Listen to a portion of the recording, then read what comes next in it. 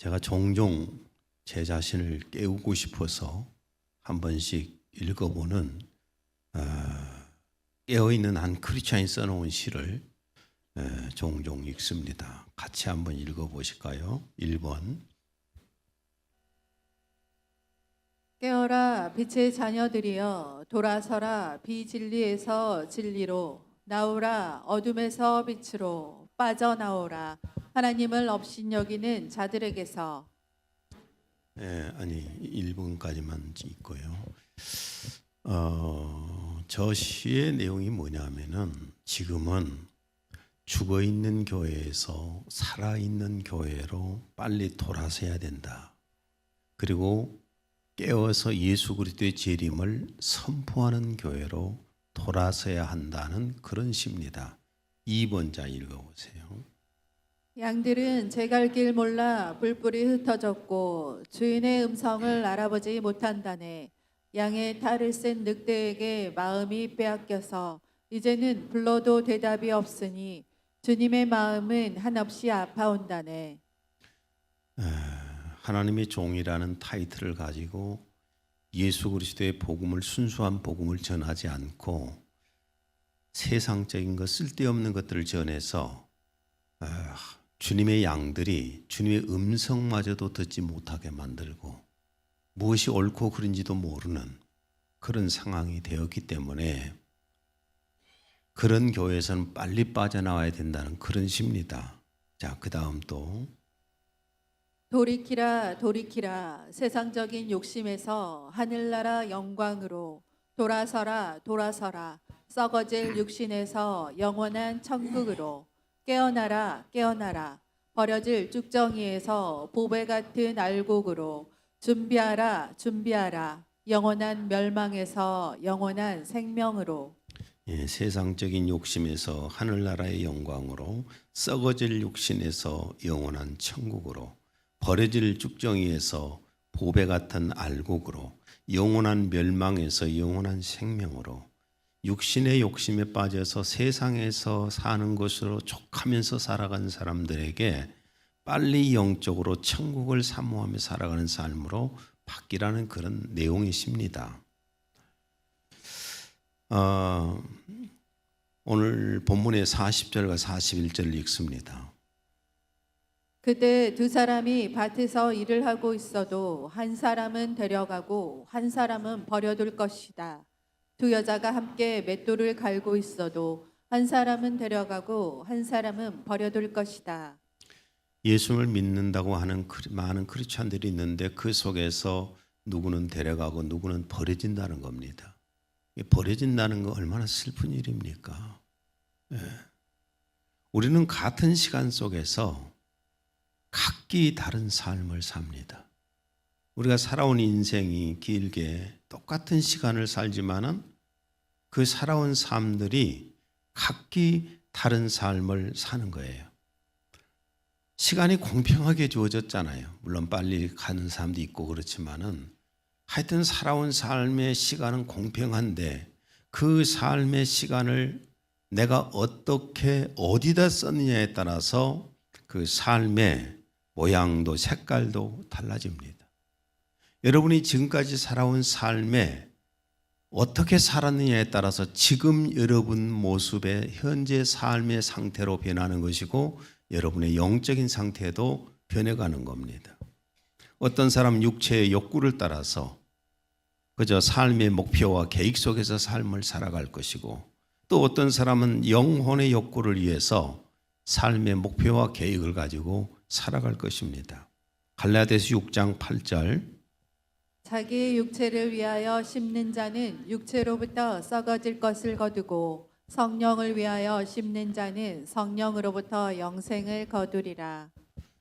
저도 이제 살만큼 이렇게 쭉 살아오면서 많은 지인들이 있지 않겠어요? 많은 지인들이 있는데 성공한 사람도 있고 그렇지 못한 사람도 있고 그러지 않습니까? 근데 이 나이가 되니까 세상에서 성공을 했든 안 했든 간에 다 똑같아요.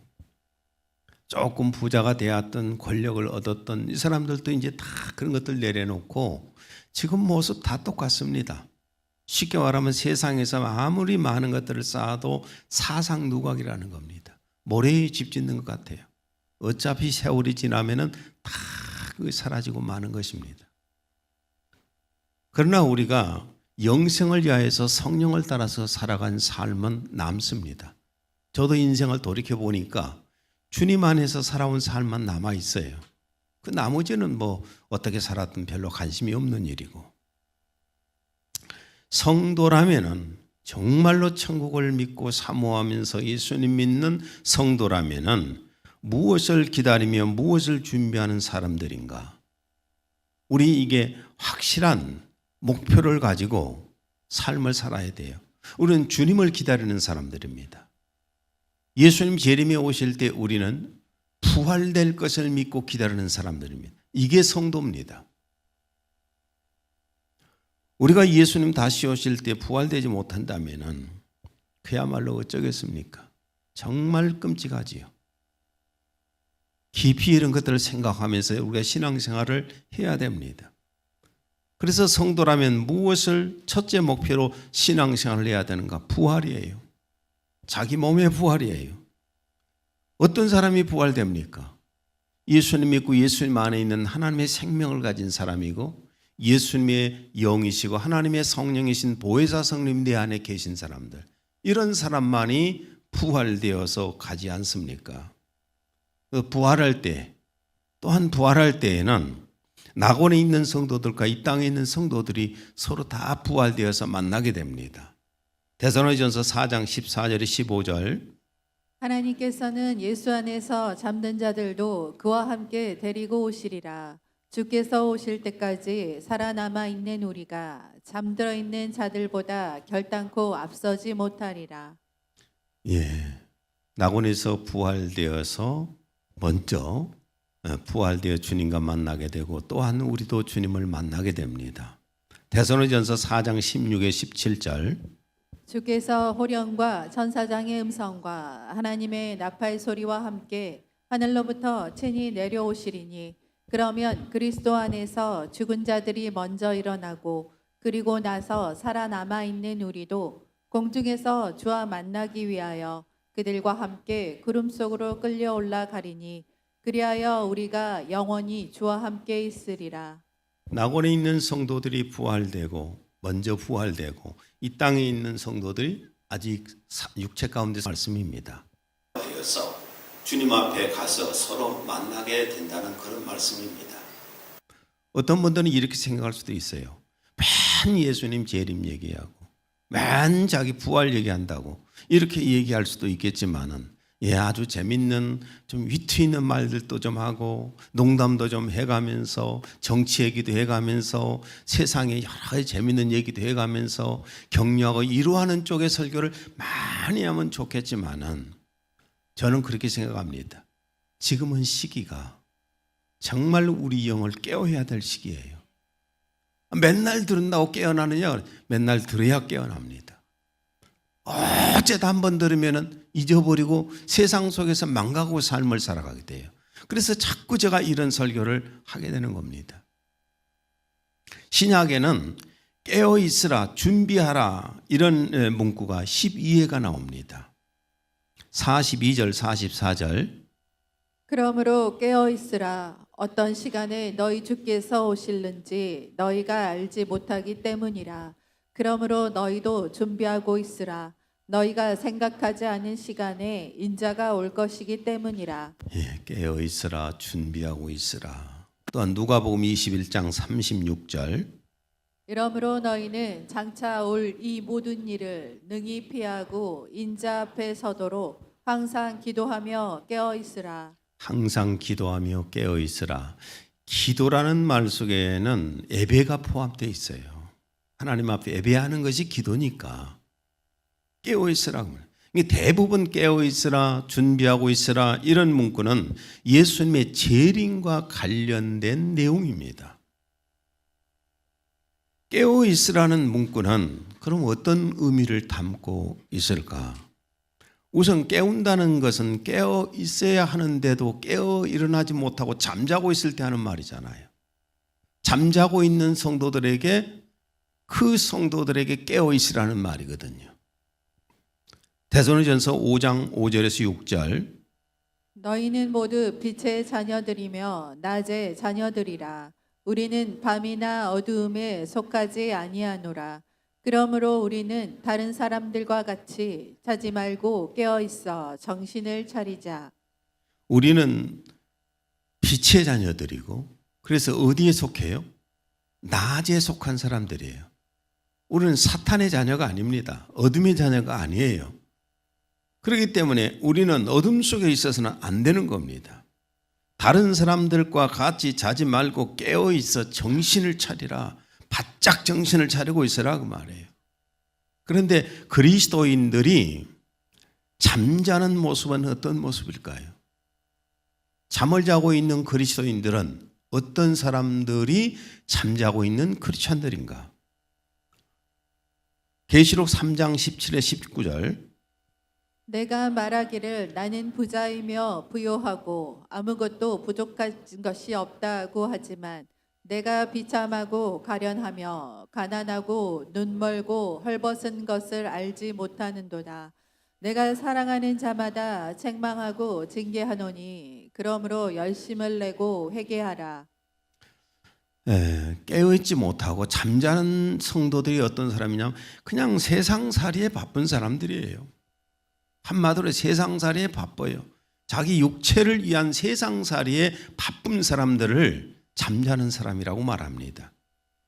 영적인 세계가 아니라 이 세상에서 어떻게 하면 잘 먹고 잘 살고 부자로 살고 때깔나게 살고 편안하게 살고 권력을 얻고 살고 이런 모든 것들이 육신을 위해서 사는 삶이에요. 그런데 그것만을 위해서 살고 있다면 이 사람은 영적으로 잠자잖아요. 우리는 육체가 있는 뿐만 아니라 우리의 영혼도 있지 않습니까? 영적으로는 육체적으로는 깨어 있는데 영적으로는 잠자는 거. 얼마나 비참한 크리스찬들입니까? 영적인 일에 관심이 없고 세상의 삶에만 바빠져 있다고 말이죠. 이게 잠자는 사람들이에요. 깨어나라는 말을 경고를 담고 있습니다. 깨어나라. 경고는 위험할 때 하는 거잖아요. 들어가지 마세요. 독사가 있습니다. 들어가지 마세요. 맹수가 있습니다. 이 다리 건너지 마세요. 다리가 지금 위험합니다. 그렇죠? 근데 위험하다가 하면 더 가려고 하는 사람들도 있긴 있을 거예요. 이게 하나의 경고예요. 이거는 지뢰밭입니다. 이리 가면 낭떠러집니다. 태풍이 곧 오니까 조심하세요. 폭풍이 오니까 조심하세요. 이게 다 경고잖아요. 깨어있으라는 의미거든요. 그런데 아무 관심 없이 댕하게 있다가 태풍 불어오면 그냥 싹 쓸려 나가버리고 지뢰밭이라는데 겁 없이 들어갔다가 딜에 터져버리고 경고를 무시하면 매우 위험할 수도 있잖아요. 만약에 깨어나지 않고 계속 자고 있으면 어떻게 될까? 계시록 2장 4절에서 5절. 너를 책망할 것이 있나니 너의 처음 사랑을 버렸느니라. 그러므로 어디서 떨어졌는지를 생각하고 회개하여 처음 행위를 가지라. 만일 그리하지 아니하고 회개하지 아니하면 내가 내게로 가서 내 촛대를 그 자리에서 옮기리라. 빨리 열정을 갖지 못하면은 하나님께서 내 촛대를 옮겨버린다는 말은 촛대는 교회를 얘기하는데 성도들에게 촛대를 옮긴다는 말은 성령님이 떠나셔버린다는 얘기잖아요. 우리 성도들에게도 마찬가지예요. 버려버리신다는 말씀이잖아요. 2월 28일 오전 9시 40분 이스라엘과 미국이 비행기 200대를 출격시켰잖아요. 비행기 200대를 출격시켜서 500여 곳을 폭격을 했습니다. 갑작스럽게요. 특히 이란 수도 테헤란의 하메네이 최고 지도자의 그 집무실에 폭탄 30개를 투하해 버렸습니다. 최고 지도자 하메네이와 최고 군사 고문 이슬람 혁명 수비대 지상군 사령관, 최고 지도자실 군무국장, 국방부 장관, 이란 참모 총참모장, 그의 막 그 식솔들 또 여러 많은 그 지도자들이 한꺼번에 폭사해 버렸습니다. 폭격이 사망해 버렸어요. 이렇게 미국과 이스라엘의 공격이 빠르게 시작될 것을 전혀 예상하지 못했기 때문에 이런 결과를 가져온 거예요. 만약에 알았다면 지하 벙커에서 뭐 회의를 했든지 분산해서 회의하든지 그랬지 않겠어요. 깨어있지 못해서 그러는 겁니다. 43절. 이것을 알라 만일 그 집 주인이 도둑이 어느 시간에 올 것인지 알았더라면 그가 깨어 있어 자기 집을 뚫는 것을 허락하지 아니하였으리라. 도둑이 온다고 어느 시점에 온다고 만약에 예고를 하게 되면 막지 않을 사람이 어디 있겠어요. 근데 도둑이 이 지역에 많이 다닌다 그러면 그걸 방어해야 되는데 전혀 상관없이 있어버리면 도둑이 돌아가서 싹 훔쳐가 버리지 않겠어요. 그런 것처럼 우리가 주님 오실 날이 곧 다가오고 있는데 깨어있지 못한다면 어떻게 주님을 맞이할 수 있겠어요? 나는 요즘 중동전 막 일어나는 사건을 보면서 처음에 작은 것 같았다가 나중에 확산된 거 보세요. 그 주변 국가들로 막 상황이 복잡해요.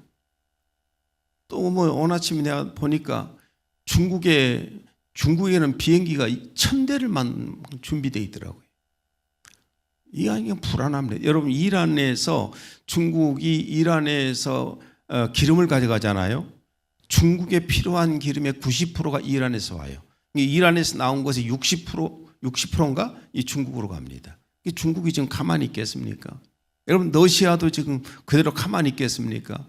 러시아도 분명히 지금 준비하고 있을 건데 나는 이게 불안해요. 근데 성경에 있는 말씀이거든요.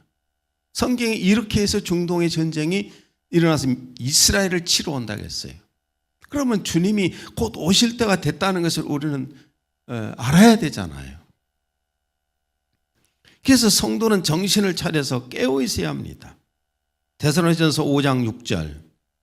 우리는 다른 이들과 같이 자지 말고 오직 깨어 정신을 차릴지라. 우리가 영적으로 지금 정신을 차려야 할 때입니다.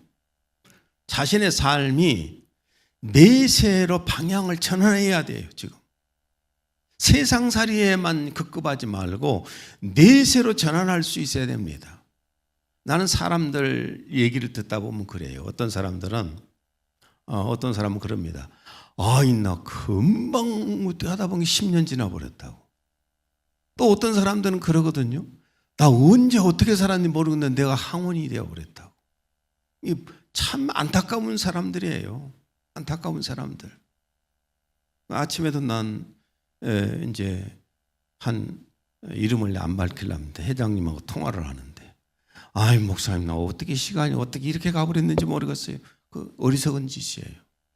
내 시간 내가 조종하며 살아야지. 내가 무엇을 살아야 할 것이 확실해야 되잖아요. 계시록 16장 15절.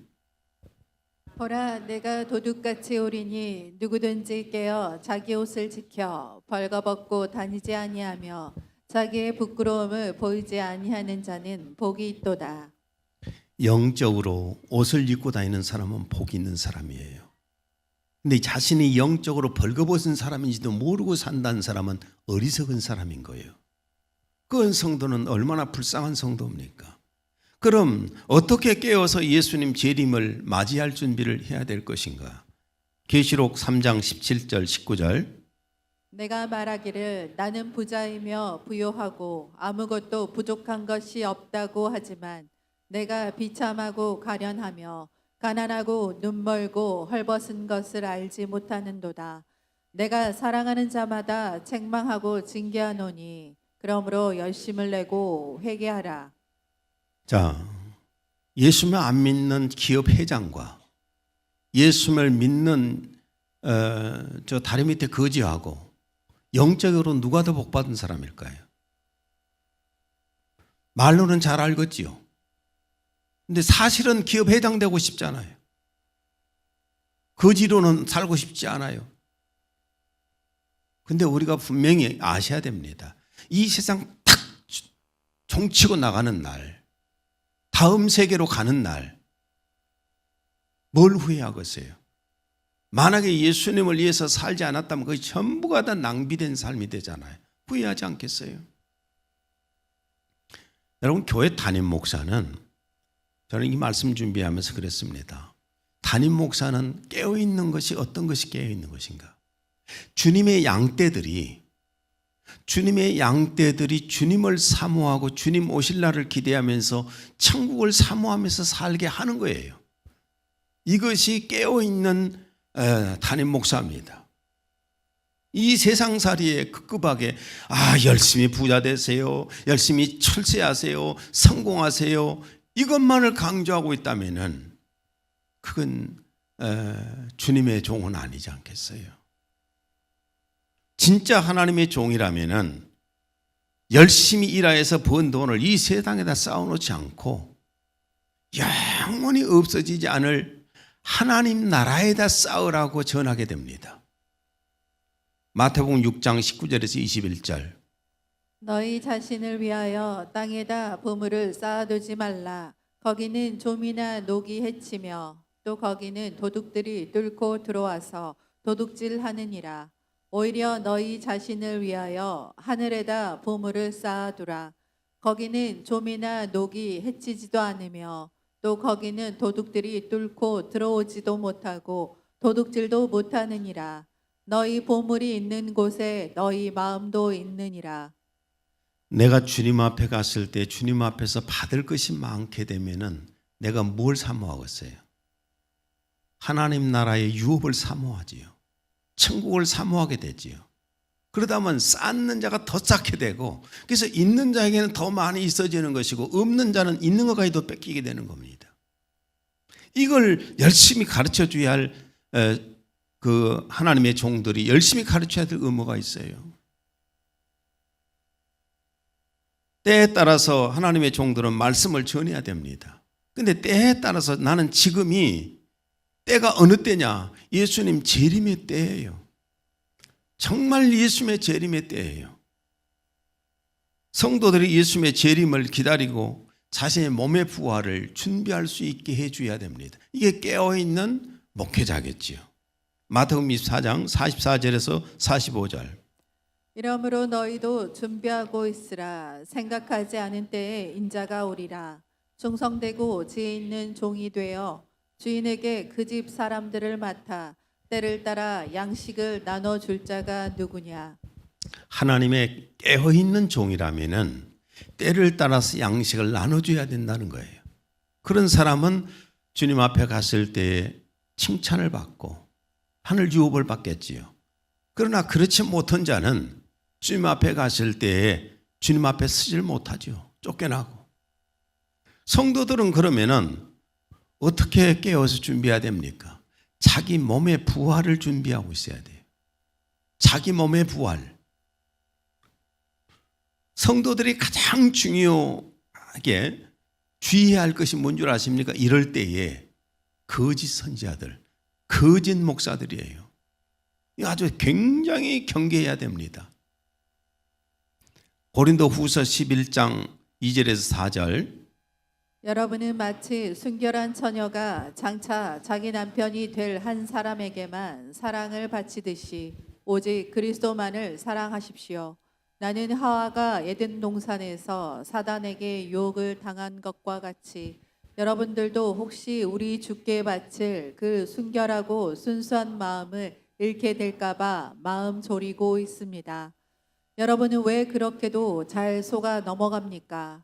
어떤 사람이 여러분에게 우리가 전한 분과는 다른 예수를 설교하거나 또 여러분이 받은 성령과는 다른 영을 전하거나 여러분이 구원받은 것과는 다른 길을 가르치고 있는데도 쉽게 믿어버리니 말입니다.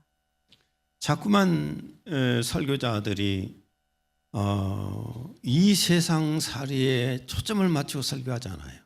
행복하게 살아야 됩니다. 부자로 살아야 됩니다. 출세해야 됩니다. 주님이 언제 그렇게 가르쳐 주신 적 있어요? 주님하고는 전혀 다른 쪽의 것들을 막 얘기를 한단 말이에요. 그런데 오늘 바울 사도는 여러분은 왜 그렇게도 잘 속아 넘어갑니까? 오직 예수님만을 순수하게 잘 믿고 따르다가도요, 이런 거짓 목사들을 만나게 되면은 신앙이 혼탁해지고 천국이 멀어져 갑니다. 디모데전서 4장 1절. 성령이 밝히 말씀하시기를 후일에 어떤 사람들이 믿음에서 떠나 미혹하는 영과 귀신의 가르침을 따르리라. 예, 말세가 되면은 미혹의 영과 귀신의 가르침을 따르는 목사들이 설교를 자꾸 하게 된다는 거예요. 그럼 거기에 많은 사람들이 따라가지 않겠어요? 요즘 인기 있는 게 어떤 설교가 인기 있는가요? 좀 막 위트 있고 웃겨주고 한바탕 배꼽 잡고 웃게 해주고 이런 설교가 요즘에 인기가 있잖아요. 그래서 그 설교가 영혼을 살립니까? 그건 아니잖아요. 지금은 미혹의 영과 귀신에 잡힌 지도자들 많이 있다는 얘기입니다. 고린도 후서 11장 13절에 15절. 하나님께서는 그들을 보내신 일이 없습니다. 그들은 여러분을 속여서 자기들이 그리스도의 사도인 것처럼 행세하는 거짓 사도들입니다. 그러나 새삼스럽게 놀랄 일도 아닙니다. 사단도 빛의 천사로 변장하여 나타나는데 사단의 부하들이 그런 짓을 하고 또 경건한 사도 노릇을 한다고 해서 무엇이 놀랍겠습니까? 거짓 지도자일수록 더 화려하게 변장하고 더 빛을 만들어서 진짜처럼 합니다. 자꾸만 나는 하나님의 종들이 외모가 뭔 필요 있어요? 그렇죠? 외모가 뭔 필요 있어요? 아니 무슨 고급 양복이 필요할 것이고 명품 시계가 뭔 필요합니까? 명품 자동차가 뭐가 필요합니까? 또한 뭐 간판이 뭔 필요합니까? 아니 무슨 박사학위가 뭔 필요 있습니까? 하나님의 종이지요. 그렇잖아요? 근데 요즘은 그런 건 내세우고 있어요. 그런 것을 내세워. 거짓 지도자일수록 이런 것들에 꾸미고 이런 것에 화려하게 드러냅니다. 이것에 넘어가면 안 됩니다. 또 성도들은 주님을 믿고 사랑하는 신앙이 뜨거워지도록 열정을 가져야 합니다. 마태복음 25장에 보면은 열처녀 비유가 나오지 않습니까? 열처녀 비유가 나오는데 등불을 밝혀서 신랑을 맞이할 준비를 해야 되는데 다섯 처녀는 신랑을 맞이할 준비를 잘 합니다. 등불이 꺼지지 않게 기름 준비를 계속해서 기름을 부었습니다. 그런데 이 다섯 처녀는 밀어내 가지고 신앙에 영적으로 밀어나다고 말해요. 밀어내서 불이 꺼져간지도 모르고 기름 준비를 안 해요.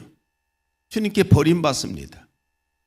마태복음 25장 5절에 10절. 신랑이 더디옴으로 다 졸며 잘새 밤중에 소리가 나되 보라 신랑이로다 맞으러 나오라 하매 이에 그 처녀들이 다 일어나 등을 준비할세 미련한 자들이 슬기 있는 자들에게 이르되 우리 등불이 꺼져가니 너희 기름을 좀 나눠 달라 하거늘 신랑이 오므로 준비하였던 자들은 함께 혼인잔치에 들어가고 문은 닫힌지라. 이 비유는 깨어있는 자하고 잠든 자들의 그 운명을 보여주는 얘기입니다. 처음에 아까 읽으셨던 데를 다시 한번 읽어보게요. 40절에서 41절. 그때 두 사람이 밭에서 일을 하고 있어도 한 사람은 데려가고 한 사람은 버려둘 것이다. 두 여자가 함께 맷돌을 갈고 있어도 한 사람은 데려가고 한 사람은 버려둘 것이다. 우리는 영적으로 깨어 있어야 된다는 말씀이에요. 열정을 좀 내야 되는데 갈수록 열정들이 적어지잖아요. 주일날 오후 예배마저도 안 드리고 가고 수요일 예배는 죽었다 깨어나도 안 올 것 같고 금요일날 기도에는 더 안 올 것이고 새벽 예배는 아예 오란 말도 안 하랍니다. 내 입만 아프니까. 좀 열심히 내서 신앙생활하면 얼마나 좋아요. 근데 신앙이 점점 멀어져가 주님과 멀어져가고 세상 일이 바빠지는 거예요. 세상 일은 열심히 바빠져. 미스트롯 폰가? 미스트롯 4를 보기 위해서는 오밤중까지 잠 안 자고 막 버텨냈을 것인데 잠이 오지도 않았을 것이야. 근데 하나님 앞에 와서 예배 드리려고 하면 그냥 예배 드리는 게 너무 짜증나. 어떻게 이 사람들을 깨워 있다고 보세요. 다 잠자는 사람들이지. 좀 정신 차립시다. 여러분이 수요일 날 예배 나온다, 금요일 날 예배 온다고 해서 나한테 무슨 떡이 나옵니까? 밥이 나옵니까? 여러분 자신이 좋잖아요. 그리고 성도들은 주어진 모든 시간, 재능, 재물로 하늘 유업을 준비해야 돼요. 누가복음 19장 16에 19절. 첫 번째 사람이 원금에서 10배나 되는 엄청난 이득을 남겼다고 보고하였다. 왕이 말하였다. 잘하였다. 너는 충성된 종이다. 내가 작은 일에 신실하였으니 너를 신임할 수 있겠구나. 그 상으로 10도시를 다스리는 권한을 너에게 주겠다. 그 다음 사람은 원금에서 5배의 이익을 남겼다고 보고하였다. 그 주인이 말하였다. 잘하였다. 너에게 5도시를 다스릴 권한을 주겠다. 이 땅에서 내가 수고한 만큼 하늘 유업을 받는다는 그런 말씀이에요. 은하는 내 육체에 주어진 것들, 시간, 재능, 재물 이런 것들을 말하는 겁니다. 누가복음 16장의 한 부자 얘기 너무 우리 잘 알잖아요. 누가복음 16장 19절에서 14절. 어떤 부자가 있었는데 그는 자색 옷과 고운 베옷을 입고 매일 호화로운 생활을 하고 있더라. 부자가 지옥에서 고통받는 중에 소리질러 말하기를 아버지 아브라함이여 저를 불쌍히 여기셔서 나사로를 보내시어 그가 자기 손가락 끝에 물을 적셔 내 혀를 식히게 하소서. 내가 이 불꽃 가운데서 고통을 받고 있나이다. 조금 전에 말씀드린 것처럼 재벌과 다리 밑에 거지와 다리 밑에 거지는 예수님 믿는데 재벌은 예수님 안 믿어요. 누가 다리 밑에 거지를 본받으려고 하고 거지를 부러워하겠어요. 그런 지금 모습이 누가복음 16장 얘기입니다. 재벌은 이 땅에서 삶을 살아가는데 명품들로 휘감고 매일 즐기면서 얼마든지 낙을 누리면서 삶을 살아가는데 거지 나사로는 떨어지는 그 떡덩어리 조금씩 얻어먹고 그거 먹고 살아가는 거지라고 말해. 근데 이름 자체가 하나님의 도움이란 말입니다. 나사로는 하나님 믿는 사람이에요. 죽어서 내세에 갔더니만은 이 거지 부자였던 이 사람은 이 내세에서는 거지 중에 거지, 상거지 중에 상거지입니다. 왜? 물 한 방울 못 얻어먹잖아요. 그리고 불꽃 가운데서 막 고통 중에서 얼마나 몸부림칩니까? 죽기 전에는 모릅니다, 사람들은. 그래서 천국을 만드시고 지옥을 만드신 하나님이 가르쳐 주시잖아요. 근데 그걸 안 믿어. 자기 똑똑해 살라고 해요. 여러분 분명히 내세가 있잖아요. 나도 내세가 있다는 것을 안 믿었다면 그냥 대충 있을지도 모르겠다라고 막연히 생각했다면 삶이 좀 다르게 살았을 겁니다. 지금처럼 안 살았고 저 밖으로 나갔을 거예요. 지금 박영구 목사님 차 타셨을 겁니다. 내려오실 거예요.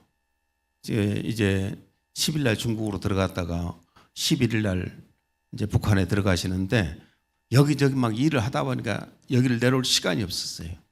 그래서 오늘 밤 시간이 있다고 그래서 조금 전에 내려오셨다가 여기서 하룻밤 주무시고 올라가신다고 그러는데 서울 쪽에서 제가 얼마나 콜을 많이 받았습니까? 내가 서울로 올라간 다음에는 박영곤 목사님 일으키면 안 들어요. 국내 일은 내가 하면 되거든요. 외부 일은 박영곤 목사님이 하시면 되고 여기 와갖고 뭐 국정원 가서 뭐 일을 해야지, 통일부 가서 일을 해야지, 각 무슨 뭐 기업체들이나 또한 뭐 큰 교회들 다니면서 일 보지 하는 걸 본인이 다 하고 다닌 거예요. 죽을 맛이요. 이제 이번이 마지막일지도 모르겠다 그 말을 해요. 그런데 저는 그렇게 생각합니다. 나는 우리 교회 예능교회를 하나님께서 맡겨주셨기 때문에 예능교회 담임 목사로서의 내 삶을 마무리해야 되겠다. 그래야 주님 앞에 가서 상을 받지 않겠냐. 그래서 나는 내세를 믿기 때문에 이렇게 살아갑니다. 자기 육체를 위한 삶을 찾고 살아가게 되면은 결국은 사상누각이에요. 죽을 때 아무것도 없습니다. 그러나 영생의 때를 위해서 삶을 살아가게 되면 하늘의 유업을 받잖아요. 물론 말씀을 길게 할 수도 있지만은 뭐 대충 이 정도 선에서 마치려고 그러는데 지금이 어느 때입니까? 예수님이 오실 때쯤 되면은 일어난다고 하는 그 증상들이, 증거들이 다 나타나고 있잖아요. 주님이 말씀하신 증거, 하늘에서 징조가 다 나타나지, 바다에서 징조가 나타나지요, 땅에서 징조가 나타나지요, 땅 속에서 지진 화살이 막 폭발하고 난리지요. 지금 또 보세요. 사회는 사회대로 이렇게 완전히 그냥 경쟁 무도로 들어가고 사람이 사람처럼 살고 있지 않아. 더불어 사는 사회가 아니잖아요. 또한 지금 전쟁 보세요. 나는 전쟁을 정말 유심히 지금 보고 있습니다. 왜냐하면 성경에 에스겔서 38장 39장에 보세요. 적나라하게 나와 있어. 이런 내용들을 보면서 내가 알고 있기 때문에 참 심각하게 보고 있는데, 주님의 재림이 핵폭탄이 터지기 전에 오셔야 될 텐데 하는 고민을 하면서 기도하고 봅니다. 지금 그런 때잖아요. 마태복음 24장 33절. 이와 같이 너희도 이 모든 것을 보면 그 일이 가까이 곧 문들 앞에 이른 줄 알라. 주님은 지금 문 앞에 계신다고 그러잖아요. 우리는 지금 깨어 있어야 되잖아요. 어떻게 깨어 있어야 됩니까? 내 영적인 상태를 알면서 열심을 내야 돼요. 신앙생활에 열심을 내야 돼요. 예배에 열심을 할 수 있어야 돼요.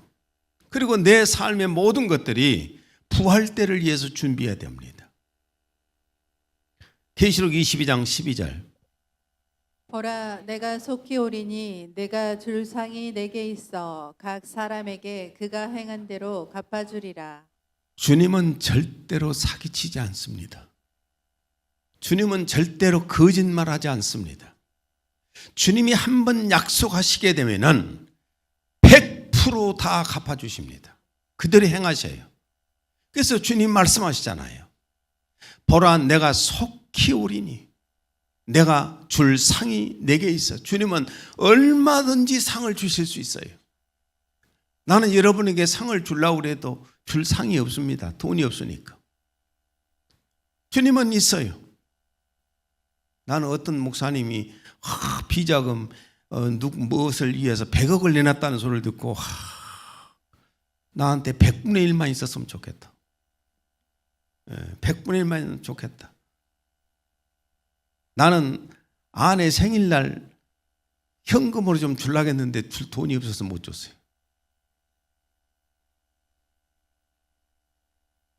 근데 주님은 모든 상을 다 주실 수 있다니까요. 그러면서 하신 말씀, 각 사람에게 그가 행한 대로 갚아주리라. 이걸 못 믿는다면 할 말은 없습니다. 주님의 말씀이 믿어지기를 바랍니다. 아버지 하나님, 오늘 또 깨어 있으라는 주제를 가지고 말씀을 나눴습니다. 오늘 이 말씀이 성령의 음성으로 성도들 마음에 들리게 하여 주옵소서. 예수님 이름으로 기도했습니다. 아멘.